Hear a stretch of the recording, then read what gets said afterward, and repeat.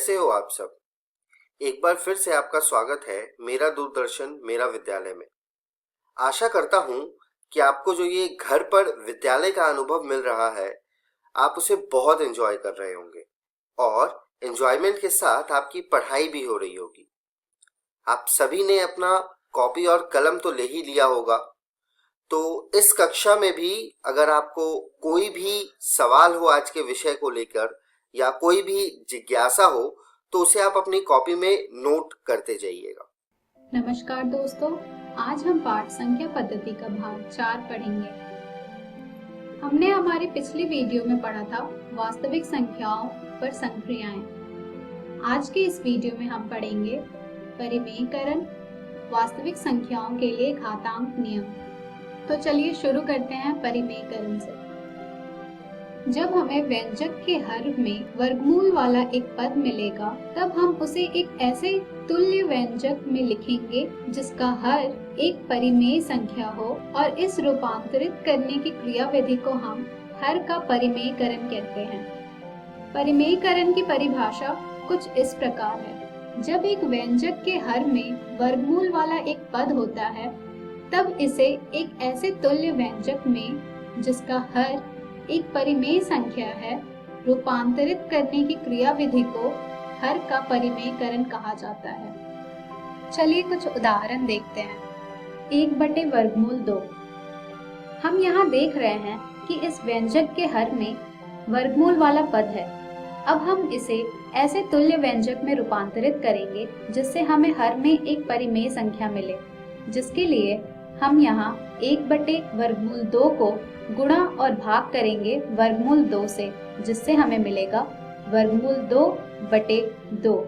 और आप देख रहे हैं कि हर में एक परिमेय संख्या है। इस प्रकार हमने 1/वर्गमूल 2 के हर का परिमेयकरण किया। दूसरा उदाहरण हमने लिया है 1/2 जोड़ वर्गमूल 3 का। यहाँ पर भी हर में एक वर्गमूल वाला पद है, जिसे हम अब रूपांतरित करेंगे जिससे कि हर में एक परिमेय संख्या मिले। हम 1/2 जोड़ वर्गमूल 3 को गुणा और भाग करेंगे 2 घटा वर्गमूल 3 से, यानी कि 2 जोड़ वर्गमूल 3 की संक्रिया बदलकर। यानी अगर संक्रिया जोड़ होगी तो हम घटा संक्रिया का प्रयोग करके गुणा और भाग करेंगे, और यदि संक्रिया घटा होगी तो हम जोड़ संक्रिया का प्रयोग करके गुणा और भाग करेंगे।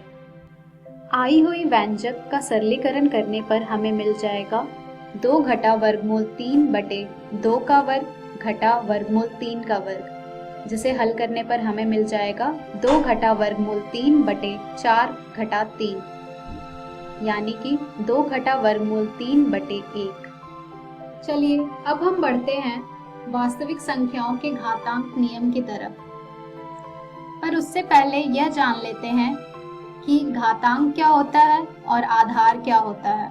आप जो व्यंजक स्क्रीन पर देख रहे हैं उसमें 3 हमारा आधार है और 2 हमारा घातांक। चलिए अब हम कुछ प्रश्नों का सरलीकरण करके घातांक के नियमों को जानेंगे।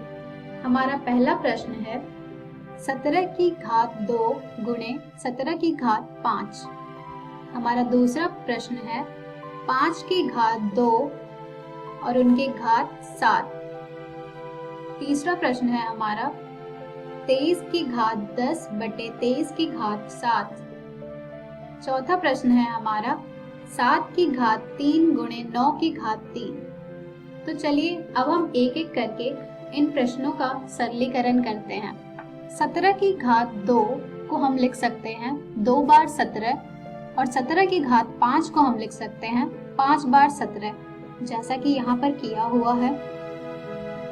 17 की घात 2 गुणे 17 की घात 5 का सरलीकरण करके हमें मिल जाएगा 17 की घात 7, और 17 की घात 7 को हम लिख सकते हैं 17 की घात 2 जोड़ 5, यानी कि 17 की घात 2 गुणे 17 की घात 5 को हम लिख सकते हैं 17 की घात 2 जोड़ 5। यहाँ हमें हमारा पहला घातांक नियम मिलेगा, जो कुछ इस प्रकार है। a की घात p गुणे a की घात q जो कि बराबर होगी a की घात p जोड़ q के।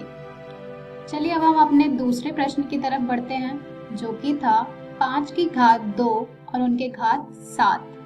5 की घात 2 को हम लिख सकते हैं 5 गुने 5, जैसा कि आप देख रहे हैं। अब हम 5 गुने 5 को 7 बार लिख देंगे, जिससे हमें मिलेगा 5 की घात 14, जिसे हम 5 की घात 2 गुने 7 भी लिख सकते हैं। तो यहाँ हमें हमारा दूसरा घातांक नियम मिलेगा, जो कुछ इस प्रकार है। a की घात p की घात q जो कि बराबर होगा a की घात p गुणे q।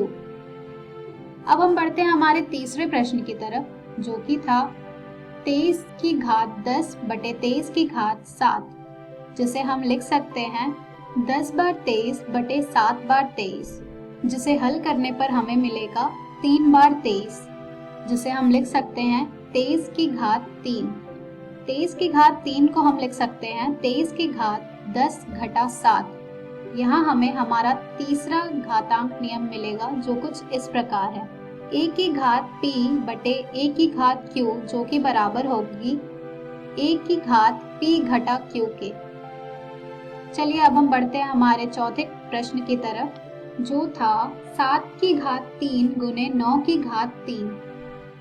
7 की घात 3 को हम लिख सकते हैं 3 बार 7 और 9 की घात 3 को हम लिख सकते हैं 3 बार 9, जिसे हल करने पर हमें मिलेगा 7 गुने 9 गुने 7 गुने 9 गुने 7 गुने 9, जो कि हो जाएगा 63 गुणे 63 गुणे 63, यानी कि 63 की घात 3, जिसे हम 7 गुने 9 की घात 3 भी लिख सकते हैं। यहाँ हमें हमारा चौथा घातांक नियम मिलेगा, जो कुछ इस प्रकार है। a की घात p गुणे b की घात p जो कि बराबर होगी ab की घात p के। आइए एक बार सभी नियमों को दोहराते हैं। a की घात p गुणे a की घात q जो कि बराबर होगी a की घात p जोड़ q के। a की घात p की घात q जो कि बराबर होगी a की घात p गुणे q। a की घात p बटे a की घात q जो कि बराबर होगी a की घात p घटा q के। a की घात p गुणे b की घात p जो कि बराबर होगी ab की घात p के। इन नियमों के प्रयोग से कुछ और नियम भी बने हैं। यदि a की घात 0 हो तो उसका मान 1 हो जाएगा। आइए कुछ उदाहरण देखते हैं। 6 की घात 0 जिसका मान होगा 1, 11 की घात 0 जिसका मान होगा 1, 99 की घात 0 जिसका मान होगा 1, यानी किसी भी संख्या की घात अगर 0 हो तो उसका मान 1 हो जाएगा। उसी प्रकार दूसरा नियम है 1 बटे a की घात n जो कि बराबर होगी a की घात घटा n के। आइए कुछ उदाहरण देखते हैं। 1 बटे 6 की घात 2 का मान होगा 6 की घात घटा 2। उसी प्रकार 1 बटे 11 की घात 5 का मान होगा 11 की घात घटा 5 इत्यादि। अब हमारा अगला नियम है nवीं मूल a का, जो कि होगा a की घात 1 बटे n के। चलिए इसके कुछ उदाहरण देखते हैं। 27 की 3वीं मूल को हम लिख सकते हैं 27 की घात 1 बटे 3। 2 की 3वीं मूल को हम लिख सकते हैं 2 की घात 1 बटे 3। अब हम बढ़ते हैं हमारे अगले नियम की तरफ, जो कि है a की घात m बटे n को हम लिख सकते हैं a की nवीं मूल की घात m, और हम इसे a की घात m का nवीं मूल भी लिख सकते हैं। तो ये सभी थे वास्तविक संख्याओं के लिए घातांक नियम। आज के इस वीडियो में हमने सीखा परिमेयकरण, वास्तविक संख्याओं के लिए घातांक नियम। हम हमारी अगली वीडियो में पढ़ेंगे प्रैक्टिस क्वेश्चंस। धन्यवाद।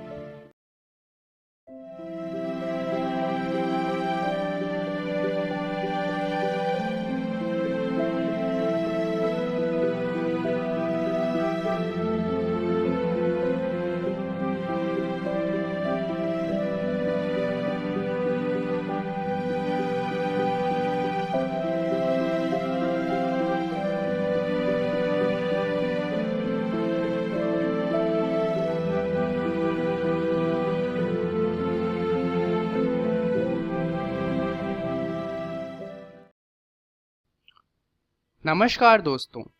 आज जो हम अध्याय करने जा रहे हैं उसका नाम है गति, और आज हम इसका 5वां भाग करेंगे। तो इस भाग में हम जानने वाले हैं ग्राफ के बारे में, और इसमें हम जानेंगे कि गति का ग्राफीय प्रदर्शन कैसे होता है। तो इससे पहले चलिए जानते हैं कि ग्राफ कितने प्रकार के होते हैं। तो ग्राफ 3 प्रकार के होते हैं। पहला प्रकार होता है दूरी समय ग्राफ, दूसरा होता है वेग समय ग्राफ, और तीसरा होता है त्वरण समय ग्राफ। परंतु आपको तीनों के बारे में नहीं पढ़ना, आपको सिर्फ ऊपर के 2 पढ़ने हैं, क्योंकि त्वरण समय ग्राफ जो है वो आपकी बुक में नहीं दिया हुआ और इसके बारे में सवाल नहीं आते। तो इसलिए आपको सिर्फ ऊपर के 2 ग्राफ पढ़ने हैं। पर ग्राफ पढ़ने के लिए ये भी तो पता होना चाहिए ना कि मोशन यानी कि जो गति है वो किस प्रकार की है। तो हम 3 तरह की गति का ग्राफ बनाएंगे। पहला तो है जहां पर जो वस्तु है वो स्थिर होगी, दूसरा जहां पर वस्तु एक समान गति से आगे चलेगी, और तीसरा है एक समान त्वरण जहां पर वस्तु का त्वरण एक समान होगा। तो शुरुआत करते हैं स्थिर से। तो स्थिर में क्या होगा कि जो हमारा ऑब्जेक्ट है या फिर जो वस्तु है वो मूव नहीं करेगी। तो इसके लिए मान लीजिए कि एक कार थी जो 40 किलोमीटर चली और उसके बाद जाकर रुक गई। तो सबसे पहले हम इसका बनाएंगे दूरी समय ग्राफ। अब हम ये जानते हैं कि वो 40 किलोमीटर चल चुकी है। तो मान लीजिए ये जो पॉइंट है ये 40 किलोमीटर को दर्शाता है। तो अब गाड़ी 40 किलोमीटर चलने के बाद रुक चुकी है, तो मतलब दूरी और ज़्यादा नहीं बढ़ेगी, परंतु समय तो बढ़ता रहेगा ना। उदाहरण के लिए अगर 5 मिनट बीत जाता है, उसके बाद भी जो हमारी कार होगी वो जिस पॉइंट पे थी उसी पॉइंट पे रहेगी। 10 मिनट बाद, 15 मिनट बाद, आधे घंटे बाद कार तो चल ही नहीं रही। तो यानी कि जो कार है वो उसी दूरी पे रहेगी, परंतु समय बढ़ता रहेगा। तो यहाँ पर जो ग्राफ बनेगा वो कुछ इस तरह की एक सीधी रेखा बनेगी जो समांतर होगी समय के। अगर हम स्थिर वस्तु का वेग समय ग्राफ बनाएं तो हम ये जानते हैं कि अगर कोई वस्तु स्थिर है तो उसका वेग 0 होगा, क्योंकि वेग क्या होता है, विस्थापन अपॉन में समय। अब क्योंकि यहाँ पर विस्थापन हो ही नहीं रहा क्योंकि वस्तु चल ही नहीं रही, तो उसका वेग क्या आ जाएगा, 0। मतलब कि वेग कहाँ पर होगा, यहाँ पर, और समय तो फिर भी बढ़ेगा। तो इसलिए एक सीधी रेखा बनेगी जो समय के ऊपर होगी। चलिए आप जानते हैं एक समान गति का ग्राफ कैसे बनेगा। तो एक समान गति में पहले देखते हैं दूरी समय ग्राफ कैसे बनेगा। अब हमारी वस्तु पहले कहाँ पे थी, 40 किलोमीटर पे। मान लीजिए अब वो एक समान गति से आगे बढ़ रही है, तो कुछ समय बाद वो थोड़ा सा आगे बढ़ती है। अगर उतना ही समय और बढ़ेगा तो जितना आगे बढ़ी थी उतना ही और आगे बढ़ेगी, क्योंकि हम जानते हैं एक समान गति में क्या होता है कि अगर 1 सेकंड में कोई वस्तु 1 मीटर बढ़ी है तो अगले सेकंड में भी 1 मीटर ही बढ़ेगी। तो इसमें जिस तरह से टाइम बढ़ेगा धीरे धीरे हमारा जो दूरी है वो भी बढ़ता जाएगा।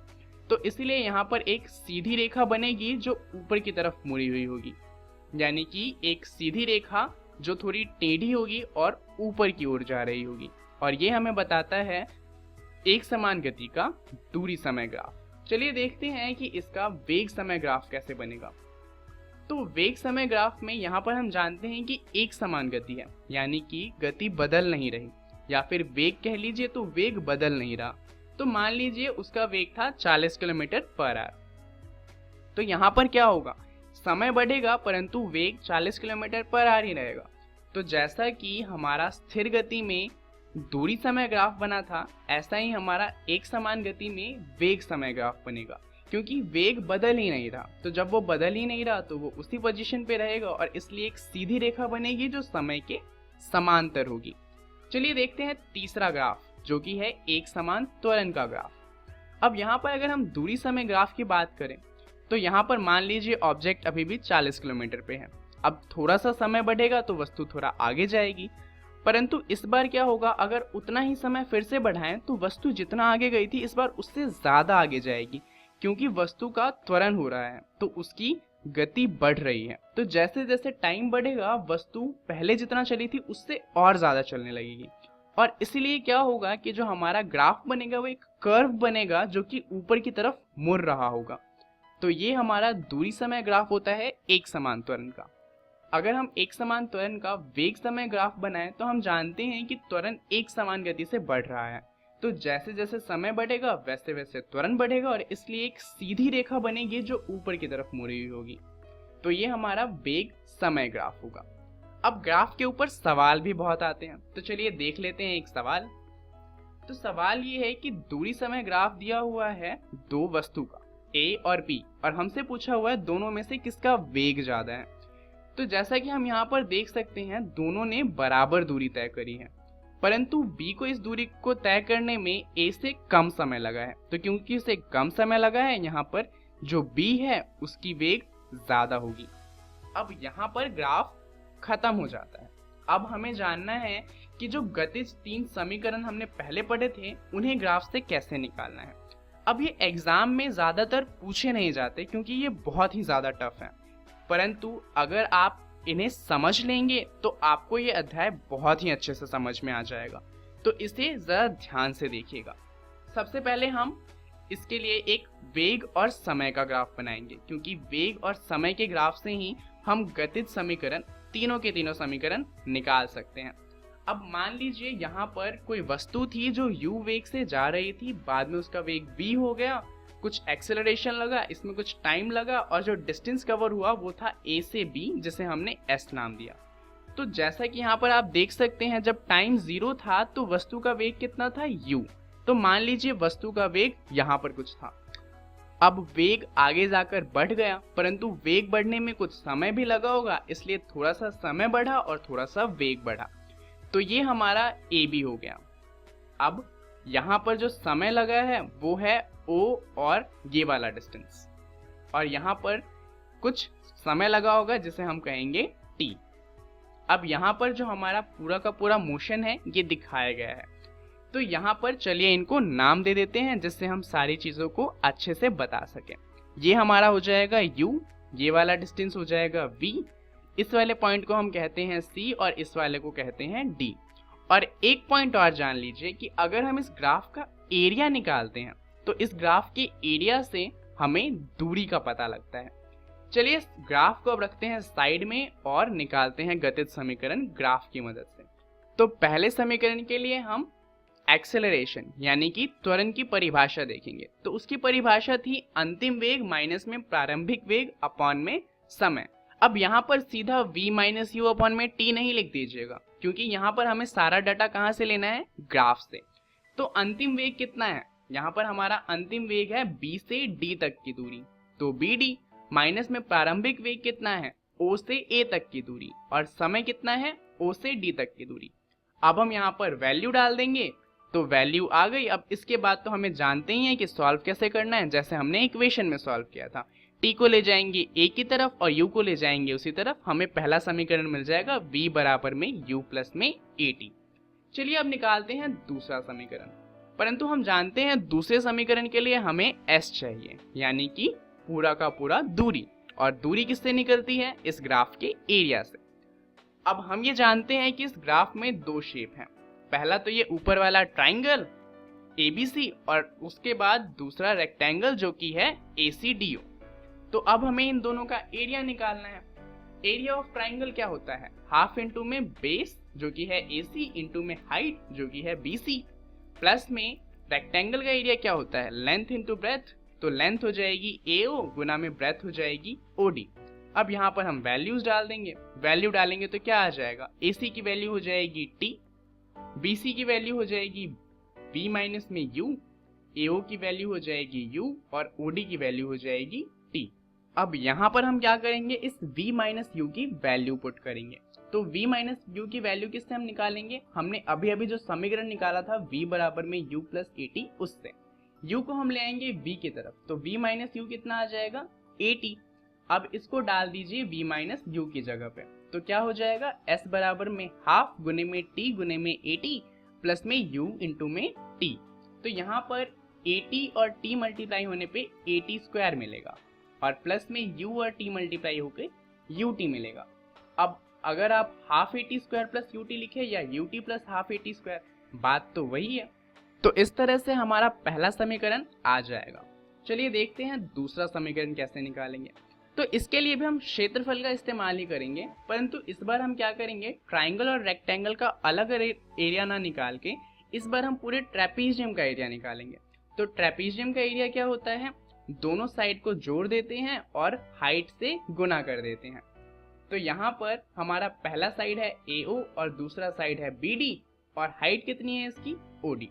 तो चलिए इसकी वैल्यू डाल देते हैं जल्दी से।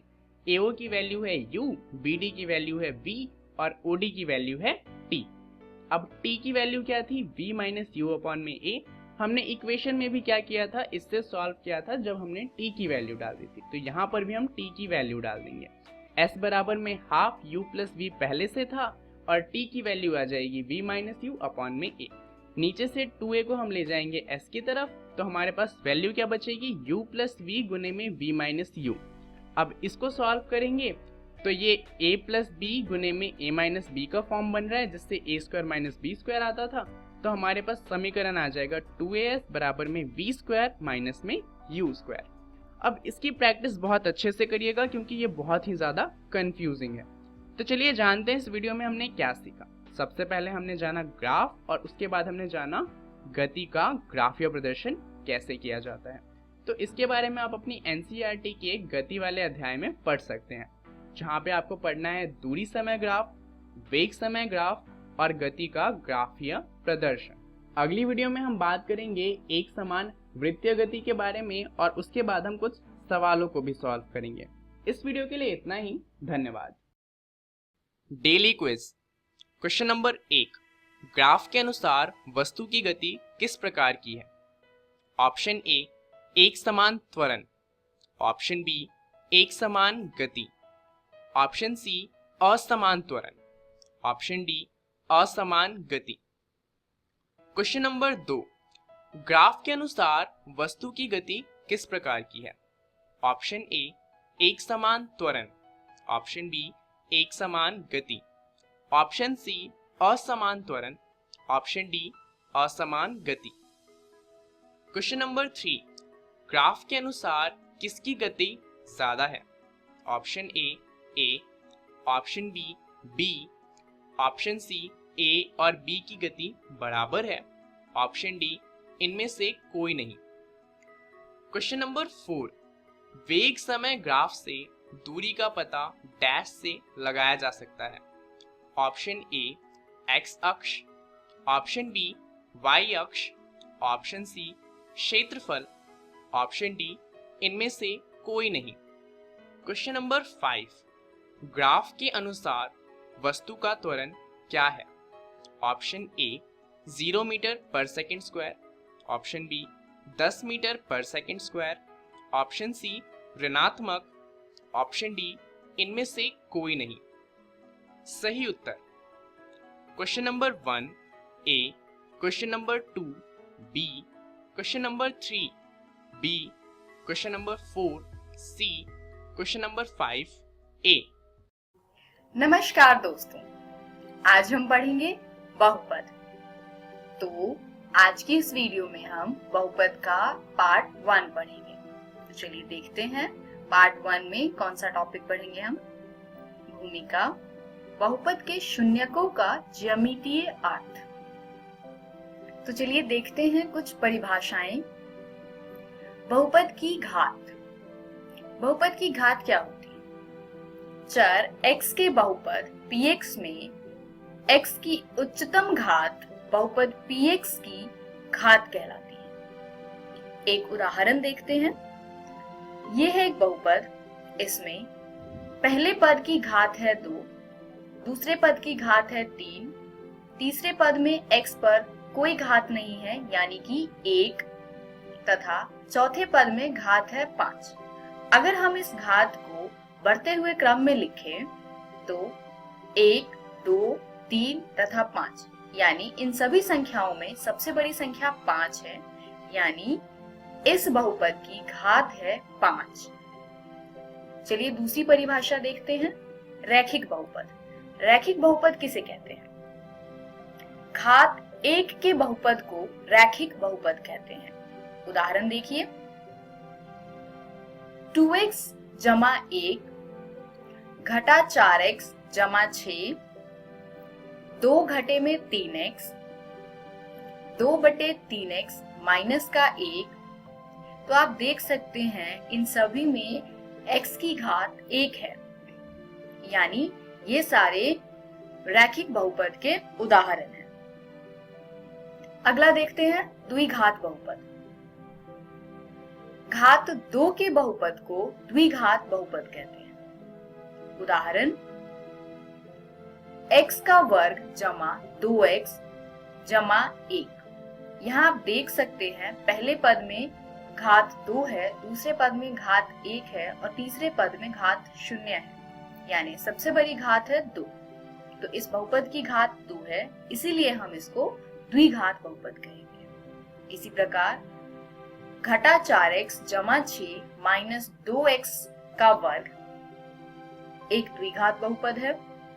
इसी प्रकार 3x का वर्ग घटा 2 घटा 3x एक द्विघात बहुपद है। अब देखते हैं px का x बराबर k पर मान से क्या अर्थ है। यदि px x में कोई बहुपद है और k कोई वास्तविक संख्या है, तो px में x को k से प्रतिस्थापित करने पर प्राप्त वास्तविक संख्या px का x बराबर k पर मान कहलाती है और इसे हम pk से निरूपित करते हैं, यानी px एक बहुपद है और अगर मैं px में हर एक x की जगह पर k को प्रतिस्थापित करूं तो जो मान आएगा उसको हम कहते हैं px का x बराबर k पर मान और इसको हम pk से निरूपित करते हैं। बहुपद px का शून्य। ऊपर वाले परिभाषा में अगर pk का मान शून्य आ जाए तब वास्तविक संख्या k बहुपद px का शून्य कहलाती है। बहुपद के शून्यकों का ज्यामितीय अर्थ। अभी हमने बहुपद के शून्य की परिभाषा देखी है, तो अब हम देखते हैं कि एक बहुपद के शून्य का ज्यामितीय अर्थ क्या होता है। तो ज्यामितीय अर्थ जानने के लिए पहले हमें उस बहुपद का ग्राफ बनाना होगा। तो जैसे इस चित्र में ग्राफ y बराबर 2x जमा 3 का है, यानी जो बहुपद है वो x में है, इसीलिए इस बहुपद का वक्र x एक्सिस को यानी x अक्ष को जहां पर कट करेगी वो उसका शून्यक होगा। यानी इस बिंदु पर यह वक्र x एक्सिस को कट करती है, तो यहाँ के निर्देशांक है -3/2, 0। तो इसमें जो x का निर्देशांक है वह इस बहुपद का शून्यक कहलाएगा, यानी इस बहुपद का एकमात्र शून्यक है -3/2। और क्योंकि ये लाइन सिर्फ एक जगह पर x एक्सिस को काट रही है, इसलिए सिर्फ एक शून्यक है। चलिए अगला ग्राफ देखते हैं। इसमें भी बहुपद x में है, तो अब हम देखेंगे कि ये जो वक्र है वो x अक्ष को कहां पर कट करती है। तो आप देख सकते हैं ये वक्र x एक्सिस को दो जगहों पर कट करती है, यानी इसके दो शून्यक होंगे। अब वो बिंदु कौन से हैं? तो ये दोनों बिंदु हैं जिसके निर्देशांक है -1, 0 और x का मान है -1, यानी एक शून्यक तो इसका हो गया -1।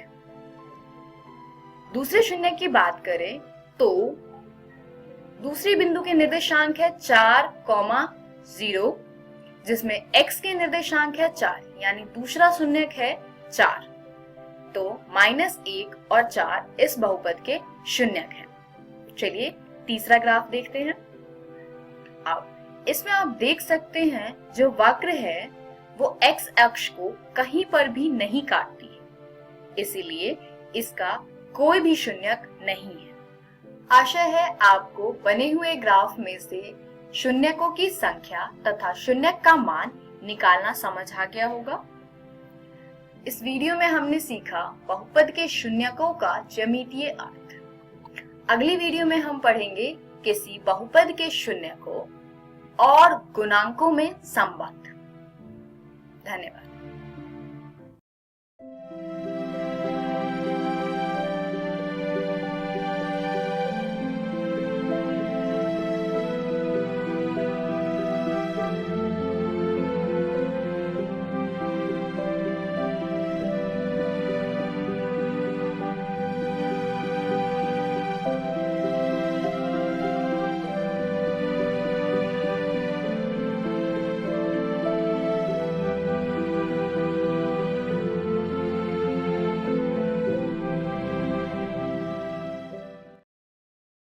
नमस्कार दोस्तों, आज हम रासायनिक अभिक्रिया एवं समीकरण का पांचवा और आखिरी भाग करेंगे। तो चलिए जानते हैं कि इस भाग में हम क्या जानने वाले हैं।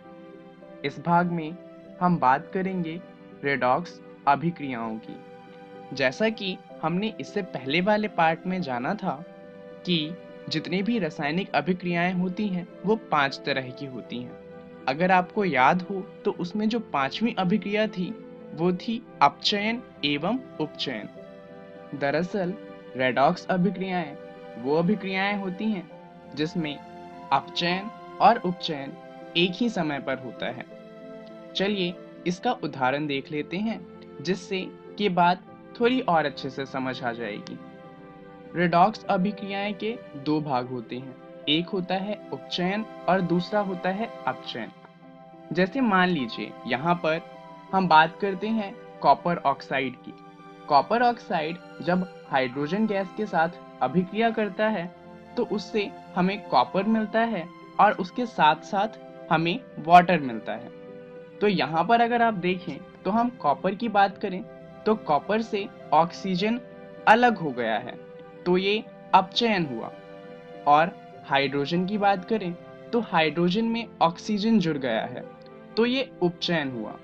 यहाँ पर अगर हम बात करें अपचयन की तो अपचयन की अभिक्रिया होगी कॉपर ऑक्साइड से कॉपर का बनना। वहीं उपचयन की बात करें तो उपचयन अभिक्रिया होगी हाइड्रोजन गैस का वाटर में बदलना। तो यहाँ हम देख सकते हैं कि रेडॉक्स अभिक्रियाएं में दोनों अभिक्रिया एक ही समय पे होती है। चलिए कुछ और उदाहरण देख लेते हैं। जिंक ऑक्साइड जब कार्बन के साथ अभिक्रिया करता है तो इससे हमें मिलता है जिंक और कॉपर मोनोऑक्साइड। यहाँ पर अगर आप देखें तो जिंक से ऑक्सीजन अलग हो गया है, तो हम कह सकते हैं कि यहाँ जिंक का अपचयन हुआ है। वहीं कार्बन की बात करें तो उसमें ऑक्सीजन जुड़ गई है, तो हम कहेंगे कि कार्बन का उपचयन हुआ है। दूसरा उदाहरण है जहाँ पर MnO2 और हाइड्रोक्लोरिक एसिड की अभिक्रिया हुई है। वहाँ पर जो मैग्नीज है उसमें क्लोरीन जुड़ा है और ऑक्सीजन अलग हो गया है, तो मैग्नीज का अपचयन हुआ है। वहीं हाइड्रोक्लोरिक एसिड में हाइड्रोजन और क्लोरीन दोनों का ही उपचयन हुआ है। चलिए अब बात करते हैं कुछ दैनिक जीवन में रेडॉक्स अभिक्रिया की। हमारे आसपास बहुत सी ऐसी अभिक्रियाएं हैं जो रेडॉक्स होती हैं। जैसे कि उदाहरण के लिए देखें तो आयरन में जंग लगना, या फिर आपने देखा होगा कि जब हम सेब को काट कर कुछ देर के लिए रख देते हैं तो उसके ऊपर एक भूरे रंग की परत आ जाती है। ये भी एक रेडॉक्स अभिक्रिया ही है। हम सांस लेने की बात करें या फिर पौधों का प्रकाश संश्लेषण, ये भी रेडॉक्स के ही उदाहरण हैं। अगर हम रेडॉक्स से जुड़े हुए उद्योगों की बात करें तो दवाइयाँ बनाने के लिए या फिर कई सारे उद्योगों में, यहाँ तक कि धातुकर्मीय क्षेत्रों में और कृषि में भी रेडॉक्स का बहुत इस्तेमाल किया जाता है। तो आप समझ सकते हैं कि रेडॉक्स अभिक्रियाएं हमारे लिए ज़रूरी हो जाती हैं, पर इनसे कुछ हानियां भी होती हैं। चलिए उनके बारे में जान लेते हैं। जानते हैं उपचयन के कारण दैनिक जीवन में जो प्रभाव पड़ते हैं उनके बारे में। सबसे पहला प्रभाव जो उपचयन के कारण होता है वो है संक्षारण का। जब कोई धातु अपने आसपास अम्ल या आर्द्रता आदि के संपर्क में आता है तब ये संक्षारित हो जाता है, जैसा कि आप यहाँ पर देख सकते हैं। अब संक्षारण के बारे में तो आप जानते ही हैं। अब बात कर लेते हैं जंग की। लोहे की वस्तुओं के संक्षारण को जंग कहा जाता है। अब आप सोच रहे होंगे कि संक्षारण तो सभी धातुओं का होता है, तो फिर लोहे के संक्षारण को इतना अलग नाम क्यों दिया गया है? इसका कारण ये है कि जो लोहे का संक्षारण होता है वो बाकी धातुओं के संक्षारण से थोड़ा अलग होता है। लोहे का जब संक्षारण होता है तो उसकी एक पतली परत बन जाती है जो फिर बाद में लोहे से अलग हो जाती है। इससे होता क्या है कि नए लोहे की जो सतह होती है वो वापस ऊपर आ जाती है और इससे उसका फिर से संक्षारण हो जाता है और इस कारण धीरे धीरे लोहा खत्म होने लग जाता है। दरअसल इससे बहुत परेशानियां होती हैं। संक्षारण के कारण कार के ढांचे, पुल, लोहे की रेलिंग और जहाज तथा विशेषकर लोहे से बनी हुई जितनी भी वस्तुएं हैं उनकी क्षति होती है। लोहे का इस्तेमाल कई जगहों पे किया जाता है, ये तो हम जानते ही हैं। लोहे का इस्तेमाल औजार बनाने के लिए किया जाता है और हमारी जो मशीनें होती हैं वो भी लोहे से बनती हैं। अब जो जंग लगता है उनके कारण हमें हर साल इन लोहे को बदलना पड़ता है और क्षतिग्रस्त लोहे को बदलने के लिए बहुत सारा पैसा हर वर्ष खर्च होता है। तो अब ये जानना जरूरी हो जाता है कि आखिर हम इन्हें जंग से बचा किस तरीके से सकते हैं। तो लोहे को जंग से बचाने के लिए कई सारे तरीके हैं, जिनमें से पहला है सतहों पे पाउडर की कोटिंग। अब इससे क्या होता है कि जो लोहे की सतह है वो वातावरण से अलग हो जाती है, क्योंकि बीच में पाउडर की एक कोटिंग आ जाती है और इससे क्या होता है कि जंग नहीं लगता। दूसरा तरीका है धातु की सतहों पर तेल लगाना। इससे भी यही होता है, जो धातु है वो वातावरण के संपर्क में नहीं आता और संक्षारण नहीं हो पाता। तीसरा तरीका है गैल्वेनीकरण का। लोहे या स्टील की वस्तुओं पर जस्ता यानी कि जिंक की एक सुरक्षात्मक कोटिंग चढ़ा दी जाती है। इससे भी यही होता है कि जो हमारा लोहा या स्टील है वो वातावरण के संपर्क में नहीं आता और उसमें जंग नहीं लगती। अब दूसरा प्रभाव जो उपचयन के कारण होता है वो है विकृत गंधिता। भोजन का खराब होना या फिर उसका उपभोग के लिए अनुपयुक्त और अवांछनीय हो जाना विकृत गंधिता कहलाता है। जैसा कि आप देख सकते हैं, खाना कुछ समय बाद खराब हो जाता है, इसी को विकृत गंधिता कहा जाता है। उपचयित होने पर तेल एवं वसा विकृत गंधी हो जाती है तथा उनके स्वाद और गंध बदल जाते हैं। इसी के साथ साथ उपचयन के कारण जो भोजन के पोषक तत्व हैं उनमें भी कमी आ जाती है। तो अब ये जानना जरूरी हो जाता है कि आखिर भोजन को उपचयन से किस तरीके से बचाया जा सकता है। इसके कुछ तरीके हमें मालूम हैं, जैसा कि सबसे पहला है प्रतिऑक्सीकारक। प्रतिऑक्सीकारक तैलीय तथा वसायुक्त खाद्य सामग्रियों को उपचयन होने से रोकता है। दूसरा तरीका है वायुरोधक बर्तनों में खाद्य सामग्री को रखना। वायुरोधक होने के कारण जो ये वस्तुएं होती हैं वो खाद्य सामग्री को वातावरण से दूर रखती हैं। अब जब जो खाद्य सामग्री है वो वातावरण में मौजूद ऑक्सीजन के संपर्क में नहीं आता तो उन खाद्य पदार्थ के जो तैलीय पदार्थ होते हैं उनका उपचयन नहीं हो पाता। हम ये जानते हैं कि उपचयन ऑक्सीजन के कारण होता है, तो अगर हम ऑक्सीजन को ही हटा दें तो भी खाद्य सामग्री को उपचयन से बचाया जा सकता है, जैसा कि चिप्स के पैकेट में किया जाता है। हम क्या करते हैं कि ऑक्सीजन को हटाकर वहां पर सिर्फ नाइट्रोजन रख देते हैं। जो खाद्य सामग्री है वो नाइट्रोजन से अभिक्रिया नहीं करती और खराब नहीं होती। तो ये अध्याय यहीं पर खत्म होता है। हम जान लेते हैं कि इस वीडियो में हमने क्या जाना। हमने इस वीडियो में रेडॉक्स अभिक्रियाओं के बारे में जाना और ये जाना कि वो हमारे दैनिक जीवन को किस तरह प्रभावित करती हैं। धन्यवाद।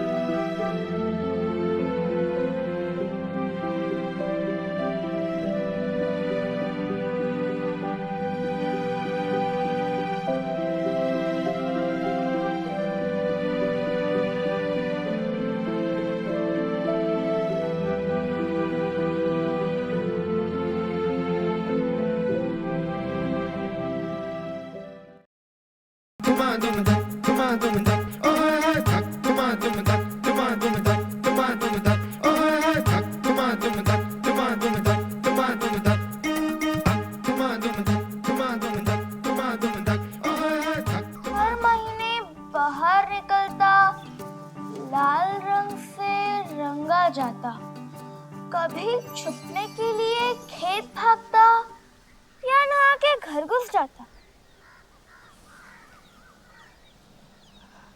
बेटा बेटा ये क्या बड़बड़ा रही हो?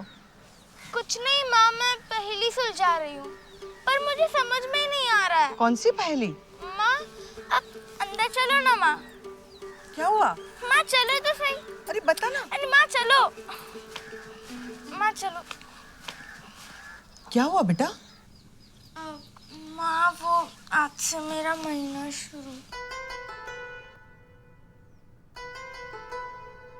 शुरू हो गया बेटा।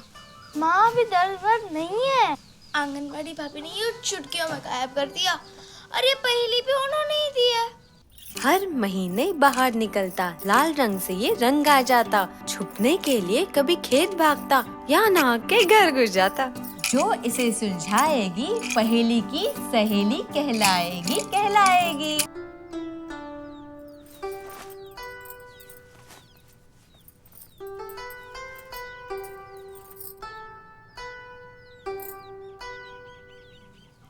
लेकिन इसका पहेली से क्या लेना देना? हाँ, हर महीने बाहर निकलता, लाल रंग से रंगा जाता। अरे हाँ, यही तो है इसका जवाब। हाँ बेटा, महीना सूखने के लिए ऐसे ही साफ सूखे सूती कपड़ों का इस्तेमाल करना चाहिए।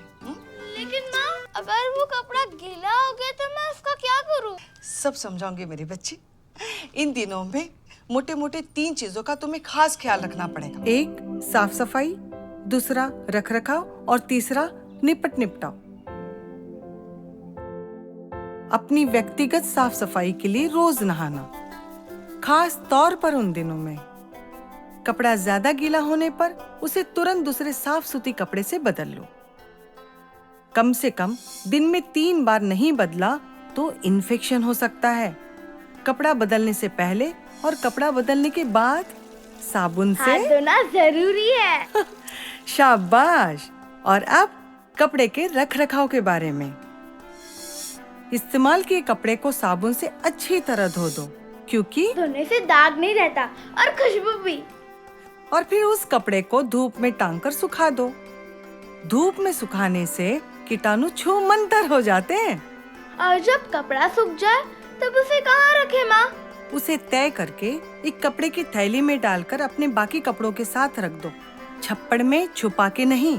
तीसरी बात, कपड़े के निपट निपटाव की। इस्तेमाल किए कपड़े को घर या खेतों से दूर गहरे गड्ढे में गाड़ दो या फिर स्कूल शौचालय के इंसिनरेटर में जला दो। चलिए अंदर जाओ। माँ, अब मैं बेफिक्र होकर स्कूल भी जा सकती हूँ।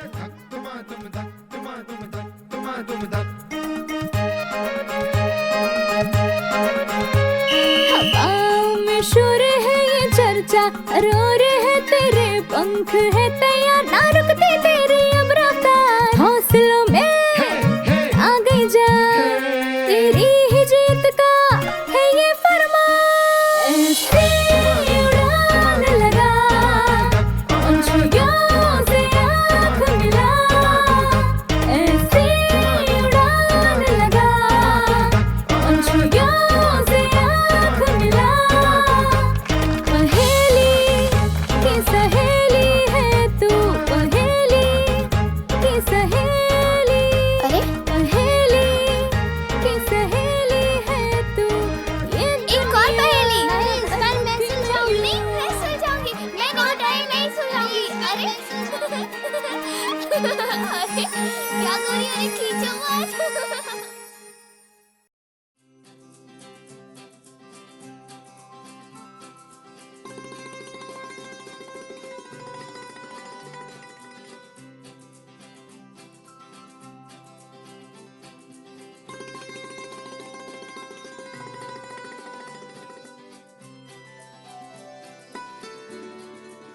Good morning teacher. Good morning बच्चों। बच्चों, आज हम कुछ नया सीखने वाले हैं। वाव, हम क्या नया सीखने वाले हैं टीचर? वंदना, आज हम अपने रचनात्मक विचारों के जरिए समस्याओं को हल करेंगे। बच्चों, अब मुझे कौन बताएगा कि इस रेखा को बिना छुए छोटी कैसे किया जा सकता है?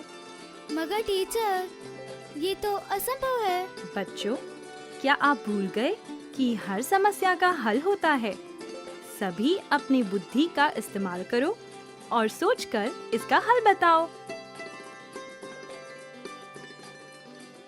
टीचर मैं बताऊं? अरे वाह रवि, यहाँ आओ और इस रेखा को छोटी करके दिखाओ। बहुत अच्छा रवि। देखा बच्चों, अपनी बुद्धि का इस्तेमाल करके सभी मुश्किलें हल की जा सकती हैं। यह तो बस एक उदाहरण था, पर जब आप बड़े होंगे तब आपको ढेरों चुनौतियों का सामना करना पड़ेगा, जिन्हें आप अपने ज्ञान, बुद्धि और विचारों से हल कर पाएंगे। तो टीचर, हम अपने विचारों को दुनिया के सामने अभी कैसे ला सकते हैं?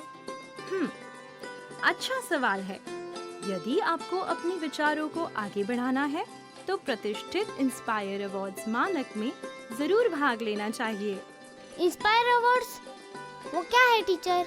इंस्पायर अवार्ड्स मानक एक राष्ट्रीय प्रतियोगिता है जिसका आयोजन विज्ञान और प्रौद्योगिकी विभाग, भारत सरकार और राष्ट्रीय नव प्रवर्तन प्रतिष्ठान भारत NIF द्वारा किया जाता है। यह अवार्ड्स बच्चों को जीवन सरल करने वाले उनके अभिनव विचारों और नव प्रवर्तनों को आगे बढ़ाने के लिए दिया जाता है। मैं आपको कुछ उदाहरणों से समझाती हूँ।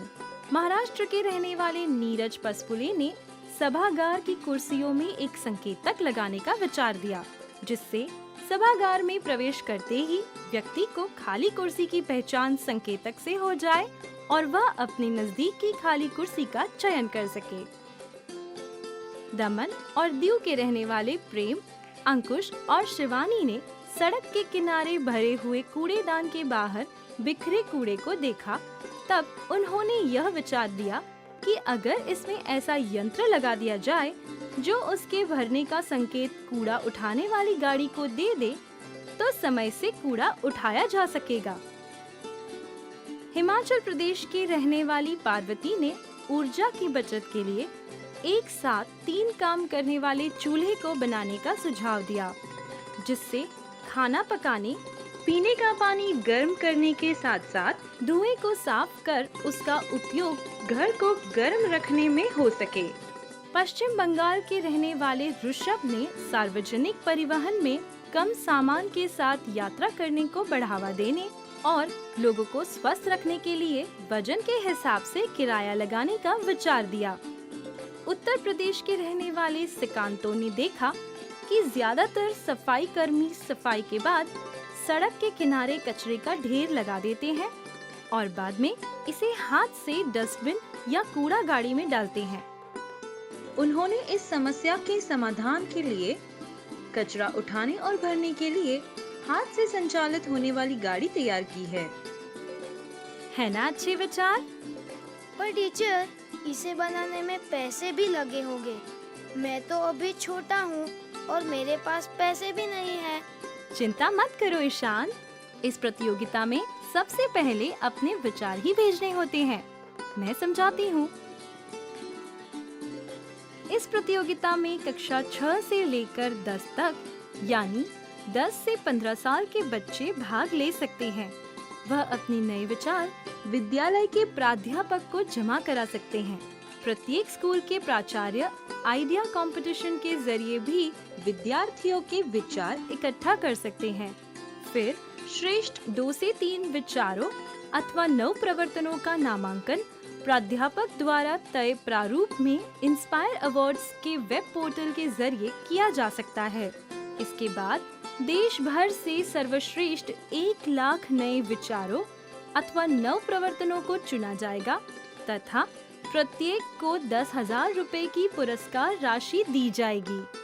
ध्यान रखें बच्चों, आपको अपने मौलिक, अनूठे और तकनीकी विचारों को ही सम्मिलित करना है।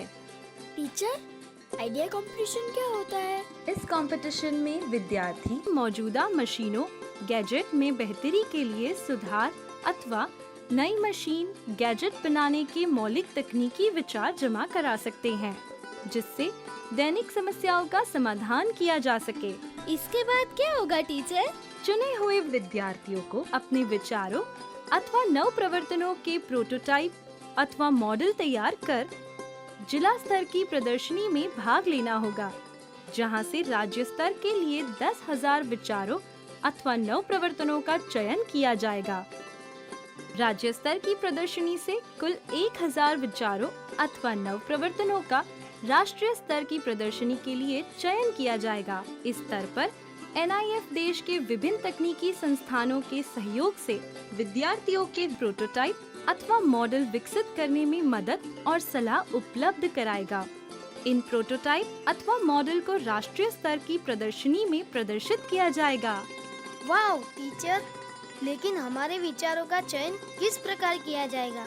अनोखे विचारों का चयन उसकी नवीनता, व्यवहारिकता, सामाजिक उपयोगिता और पर्यावरण के अनुकूलता के आधार पर किया जाएगा। इसके अलावा यह भी देखा जाएगा कि फिलहाल मौजूद तकनीकी से यह कितना बेहतर है। ये तो बहुत अच्छा है टीचर, लेकिन राष्ट्रीय स्तर से कितने प्रोटोटाइप चुने जाएंगे? ऋतु, राष्ट्रीय स्तर की प्रदर्शनी में 60 विशिष्ट प्रोटोटाइप अथवा नव प्रवर्तनों का चयन किया जाएगा, जिसे नई दिल्ली स्थित राष्ट्रपति भवन में आयोजित होने वाले नव प्रवर्तन उत्सव यानी फेस्टिवल ऑफ इनोवेशन में प्रदर्शित और पुरस्कृत किया जाएगा। वाव! तो बच्चों, कौन कौन तैयार है? मैं। यह हुई ना बात। इंस्पायर अवार्ड्स में भाग लेने के लिए लॉग ऑन करें www.inspire-awards-dst.gov.in। अधिक जानकारी के लिए लॉग ऑन करें www.nif.org.in/inspire-awards।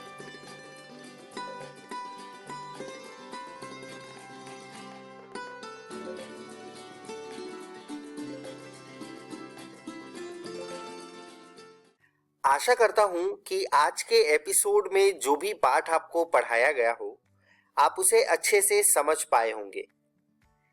यदि कोई सवाल आपके मन में आया हो तो उसे उन्नयन ऐप पर आप पोस्ट करके अपने जवाब को जान सकते हैं, या फिर आप हमें ईमेल भी कर सकते हैं स्क्रीन पर दिए गए ईमेल आईडी पे। यह वीडियो BEPC की वेबसाइट पर भी उपलब्ध है। वेबसाइट नोट कर लीजिए बच्चों, www.bepcssa.in।